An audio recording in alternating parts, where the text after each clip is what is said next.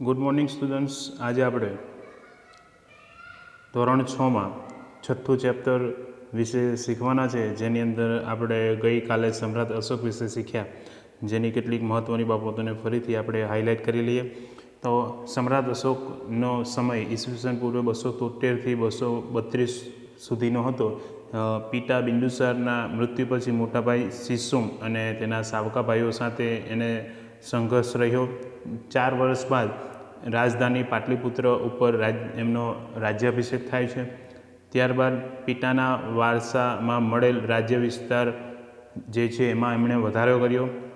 તેમને ઘણા શિલાલેખમાં એમના જણાવ્યા મુજબ એમનું સામ્રાજ્ય એ વાયવ્ય સરહદે આવેલા કંદહાર અને પેશાવરથી ઉત્તર ભારતમાં નેપાળ સુધી વિસ્તરેલું હતું, જ્યારે દક્ષિણમાં મૈસૂર સુધી, પશ્ચિમે ગુજરાત અને સૌરાષ્ટ્ર સુધી, જ્યારે પૂર્વમાં મગધ અને જે છે કલિંગ સુધી એનું જે છે કે સામ્રાજ્ય વિસ્તરાયેલું હતું.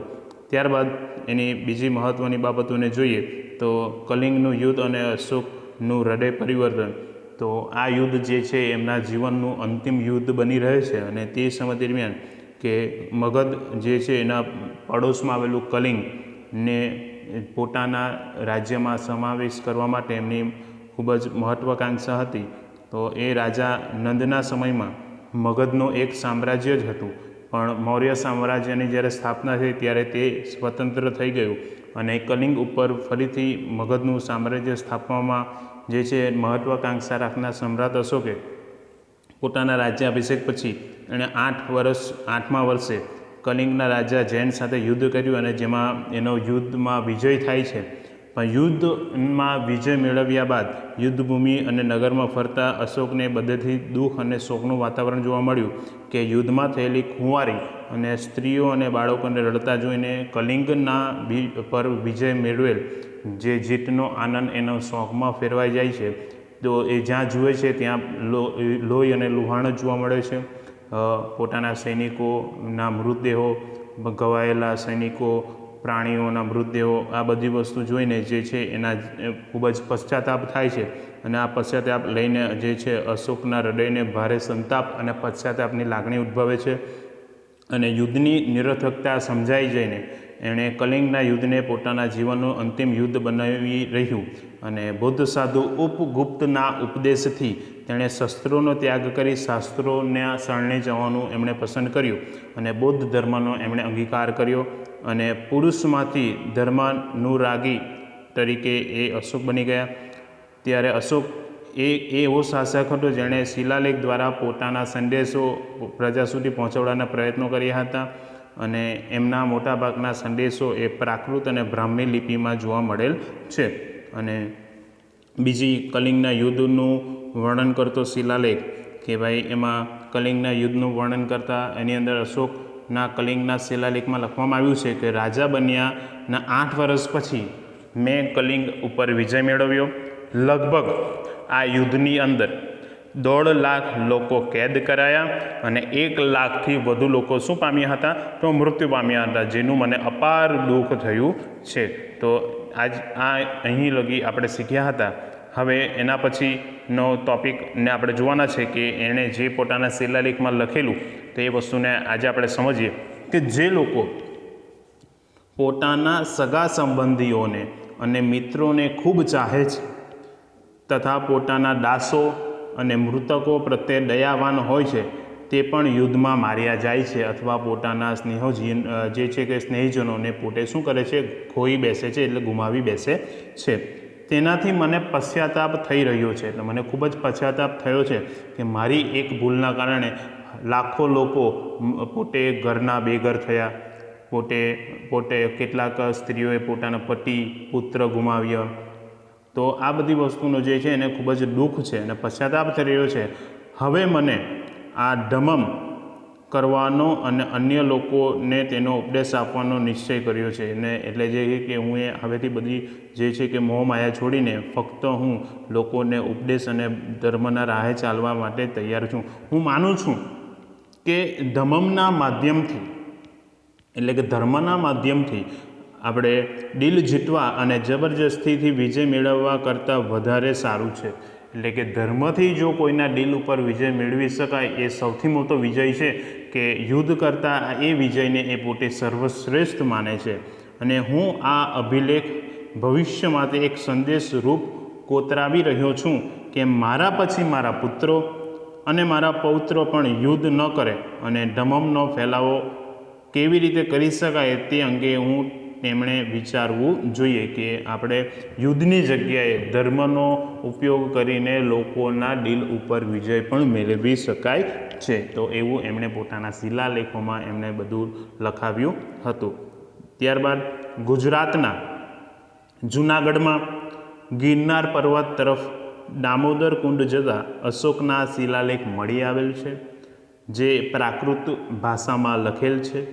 આ શિલાલેખોમાં 3 રાજવીઓના લેખો છે. આ લેખ રાજા મહાક્ષત્રપ રુદ્રમાનો લેખ છે.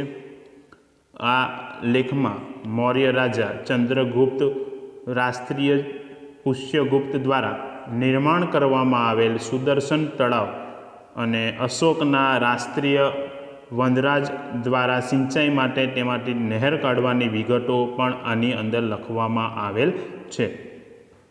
ત્યારબાદ હવે આપણે સમ્રાટ અશોક એક ધર્મ પ્રચારક તરીકે શું કાર્ય કરે છે તો એના વિશે જોવાનું છે. તો સમ્રાટ અશોકે દેશભરમાં આવેલા બૌદ્ધ તીર્થ ધર્મોની યાત્રા કરી. યાત્રા દરમિયાન તેમણે બૌદ્ધ ધર્મનો પ્રસાર પણ કર્યો. અશોકે ગૌતમ બુદ્ધના ઉપદેશમાંથી પ્રેરણા લઈને પોતાના પ્રજાને ધમ્મ એટલે કે ધર્મનો માર્ગ બતાવવા માટે પોતાના સામ્રાજ્યમાં ઠેર ઠેર એમણે શિલાલેખો એટલે કે પથ્થરમાંથી બનાવવામાં આવેલ જે કોતરીને તૈયાર કરવામાં આવેલા જે લેખો જે છે એને શિલાલેખો કહેવામાં આવે છે. સ્તંભ લેખો એટલે કે જે પથ્થરો જે સ્તંભ હોય છે તો એ સ્તંભ ઉપર પણ આવા લેખો કોતરાવવામાં આવ્યા. જેમાં સૌથી મહત્ત્વનો જો અશોકના સમયનો જો કોઈ લેખ હોય તો સારનાથમાં આવેલ જે સ્તંભ છે એ ખૂબ જ પ્રસિદ્ધ છે આજે પણ. તે સમયની સમસ્યાઓના ઉકેલ લાવવા અશોકે રાજ્યમાં ધર્મગાથાની પણ રચના કરી.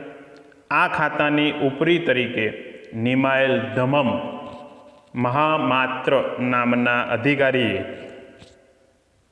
પ્રજામાં બૌદ્ધ ધર્મનો પ્રચાર કરી તેમનું નૈતિક ધોરણ ઊંચું લાવવાનું પણ કાર્ય કરવાનું હતું. એટલે કે જે એ લોકોના નૈતિક એટલે કે જીવન ધોરણ પણ ઊંચું લાવવાના એમના દ્વારા પ્રયત્ન કરવાનું હતું. સમ્રાટ અશોકના રાજ્યમાં શિકાર કરવા ઉપર પણ પ્રતિબંધ મૂકવામાં આવ્યો હતો. પશુ હિંસા બંધ કરવામાં આવી હતી. તેમણે ગૌતમ બુદ્ધના પ્રેમ, દયા, કરુણા, અહિંસા, સદાચાર, અનુકંપા જેવા સિદ્ધાંતો પર પ્રચાર પર ભાર મૂક્યો હતો.